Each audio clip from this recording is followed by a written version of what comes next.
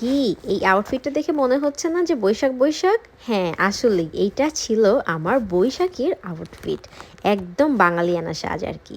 আর এই বৈশাখীতে সবাইকে একটা করে ডিশ নিয়ে যেতে হবে যেখানে আমরা প্রোগ্রামটা করব। সো আমি সবচাইতে যেটা ইজিয়েস্ট ডিশ সেটা হচ্ছে আলু ভর্তা, সেটাই নিয়েছিলাম। এখানে যারা আমার আলু ভর্তা খেয়েছে সবাই কম বেশি বলে আমি নাকি খুব ভালো আলু ভর্তা করি। সো হাজব্যান্ডকে কাজে লাগিয়ে দিয়েছিলাম এবং পুরো দমে রেডি টেডি হয়ে অলমোস্ট বিকেল 4টার দিকে আমরা বের হয়ে পড়েছিলাম আমাদের বৈশাখী প্রোগ্রামের উদ্দেশ্যে। তো এটা আসলে ছিল চার্মের একটি প্রোগ্রাম। তো আসলে সবার একরকম টাইম ম্যাচ করে না। সবাই এখানে ওয়ার্ক করে। সো টাইম বের করা খুব, খুব, খুব ডিফিকাল্ট। এই কারণে সবাই মিলে যেদিন ফ্রি ছিল সেদিনই একটা কনভিনিয়েন্ট টাইম বের করে, ডেট বের করে আমরা সবাই ফিক্সড করি যারা মুসলিম বাঙালি কমিউনিটি আছে, বাংলাদেশি কমিউনিটি আছে কানাডার ব্যারিতে, যে আমরা একটা বৈশাখীর প্রোগ্রাম করব। সো যেই কথা সেই কাজ। আমরা একটি কি বলে হল রুম ভাড়া করি যেটা কিনা আমাদের বাসা থেকে বেশ খানিকটা দূরে, ড্রাইভে 20 মিনিটস। সো সেখানে আমরা সব বাঙালি পরিবার যারা আছে বাংলাদেশি বিশেষ করে, সো তারা আসেন, সবাই ওই দিন ছুটি কাটান এবং আমরা বৈশাখীর একটা ছোট্ট আয়োজন করি। সো বিদেশের আসলে প্রোগ্রামগুলো না একটু অন্যরকম হয়। এখানে না মানুষ যখন একসাথে জড়ো হয় মনে হয় যে এটা না ঈদের চাইতে কোনো অংশে কম না, কারণ আসলে এখানে তো সচরাচর এসব প্রোগ্রামগুলো হয় না।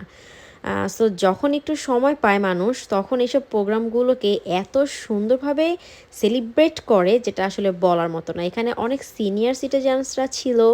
সো আমার কাছে মনে হয়েছিল ওখানের সবচাইতে ছোট সদস্য আমি, কারণ সবাই এত বেশি বড় বড়, আমি সবচাইতে ছোট। আসলে ঘুরে ফিরে না কেন জানি আমার সব খাবারের দিকে মানে ক্যামেরাটা চলে যাচ্ছিল এবং আমি মানে আমার নিজেকেও কন্ট্রোল করতে পারছিলাম না যে কখন খাবো, কারণ প্রত্যেকটা ফ্যামিলি থেকে ডিফারেন্ট ডিফারেন্ট ডিশ নিয়ে আসা হয়েছে। সো এই ছিল আমাদের বৈশাখের সাজ। আমরা স্বাগতম করেছি পহেলা বৈশাখকে 1432। আর ইনি ছিলেন, ওনার নাম আমি ভুলে গিয়েছি, আমাদের অ্যাঙ্কার ছিলেন যে কিনা প্রোগ্রামটা হোস্ট করছিলেন। সো মোটামুটি ব্যস্ত সময় যাচ্ছিল সবাই। তো এই হচ্ছে আমাদের যে বাংলাদেশি কমিউনিটি, উনি একজন প্রধান সদস্য। সো উনি কিছু বক্তৃতা দিচ্ছিলেন। এরপরে কিছুক্ষণের মধ্যেই অলমোস্ট যখন 5টা বাজে তখনই প্রোগ্রাম স্টার্ট হয়ে গিয়েছিল, বিকজ আমাদের 10টা পর্যন্ত প্রোগ্রাম ছিল। সো এর মধ্যেই আমাদেরকে খাওয়া দাওয়া আনুষ্ঠানিকতা যত আছে প্রোগ্রাম, নাচ গান সব শেষ করতে হবে। সো প্রথমেই আমাদের ড্রিঙ্কস দিয়ে শুরু হয়। একটা সুন্দর মিন্ট একটা ড্রিঙ্কস ছিল। আর এই যে বাচ্চা বাচ্চা মানে ছেলেমেয়েগুলোকে দিয়ে প্রথমেই আর কি প্রথম যেই সং সেটা আর কি ওদেরকে দিয়েই শুরু করা হয় অনুষ্ঠানটা, ওদেরকে দিয়েই মানে বৈশাখটা বরণ। এখানে এসে না মানে এদেরকে দেখে, এই বাচ্চা বাচ্চা মেয়েগুলোকে দেখে, ছোট্ট ছোট্ট কি সুন্দর শাড়ি পরে আছে, এদেরকে দেখে মনে হচ্ছিল যে আমি মানে কিছুক্ষণের জন্য আমার মনে হচ্ছিল, কয়েক ঘন্টার জন্য, যে আমি পুরো বাংলাদেশে আছি। আসলে হ্যাঁ, এর আগে কখনো বৈশাখকে না এত সুন্দরভাবে উপলব্ধি করিনি যতটা এই বছর করেছি। কারণ কেমন জানি ভিতর থেকে একটা বাঙালিয়ানা ফিল হচ্ছিল। ভিতর থেকে মনে হচ্ছিল যে হ্যাঁ আমি বাংলাদেশি এবং বাংলাদেশি কালচারগুলো আমার নিজের মধ্যে রাখা উচিত বা এগুলোকে ধরে রাখা উচিত। কেন জানি এরকম একটা ফিল হচ্ছিল এবং বাংলাদেশি সব প্রোগ্রামগুলোতে অ্যাটেন্ড করা উচিত। আমি জানি না, এর আগে বাংলাদেশে থাকা সত্ত্বেও আমার কখনো নিজের এরকম ফিল হয়নি। সো এই বাচ্চাগুলো একদম পুরো একটা রাউন্ড দিল।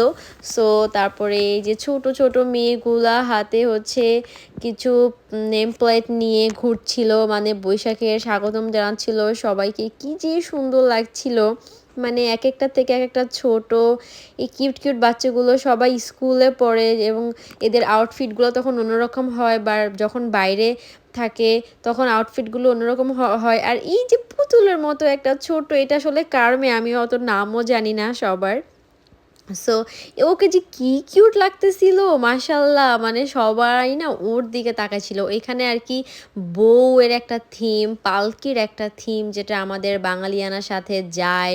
সো পালকি নিয়ে বাচ্চা দুটো ছেলে হাঁটছিল, মানে এই জিনিসগুলো আর কি প্রেজেন্ট করার চেষ্টা করছিল আর কি। তো এরপরেই শুরু হয়ে গেল নাচের প্রোগ্রাম। কি সুন্দর করে বাচ্চা মেয়েগুলো নাচতেছিল এখানে। ওরা অনবরত নন স্টপ ইংলিশে কথা বলে, বাট যখন ওরা নাচতেছিল মনে হচ্ছিল পুরো বাংলাদেশেই ওরা আছে, আমার কাছে এমন লাগতেছিল। তো এই যে কুলা টুলা নিয়ে মানে এগুলো দেখে যে কী ভালো লাগতেছিল যে বলার মতো না। পুরো প্রোগ্রামটা জুড়েই মানে অনেক নাচ গান ছিল, বড়রাও এখানে অনেক নাচ গান করতেছিল। যদিও ওদের আসলে নাচে অনেক ভুল, বাট তারপরেও হয় না, নাই মামার থেকে কানা মামা ভালো। ওরা ট্রাই করেছে ওদের বেস্ট এফোর্টটা দেওয়ার, এটাই আসলে কম কিসে। সো নাচ গান দেখছিলাম, ভালো লাগছিল, মাঝে মাঝে খাচ্ছিলাম ফুচকা ড্রিঙ্কস, মানে এটা ছিল। সো সবচাইতে আমার ওনাদের নাচটা ভালো লেগেছে। এই আপুটাকে আমি খুব ভালো মতোই চিনি। সো অনেক বাঙালিদের সাথে পরিচয় হয়েছে। সো যাদেরকে মানে আগে থেকেই আর কি আমার চেনা জানা সবাই ওখানে আসছে এবং সবাই বলতেছিল হ্যাঁ ভালো হয়েছে তোমরা আসছো বা তুমি আসছো, সবার সাথে আসবা মিশবা, এটাই আর কি। সো আমি আবার খাবারের দিকে আমার চোখ পড়ে গেছে, আমি কখন আসলে খাবার সার্ভ করবে, মানে আমি দেখার জন্য সবাই কি কি ফুড কি কি ডিশ এনেছে। সো এই যে একদম আমি স্টার্টিং যে পয়েন্ট সেখান থেকে দাঁড়িয়েছিলাম এবং দেখছিলাম অনেক খাবার দাবার, অনেক কিছু ছিল। ডিম ভুনা ছিল, গরুর মাংস ছিল, মুরগির মাংস ছিল, বিশেষ করে ম্যাক্সিমাম অনেক টাইপের ভর্তা ছিল, যেটা কিনা বৈশাখে আর কি আমরা সচরাচর সবাই খেয়ে থাকি। আর সবচাইতে যেটা ছিল এবং যেটা মানে প্রধান ইনগ্রিডিয়েন্ট, প্রধান খাবার, সর্ষে ইলিশ।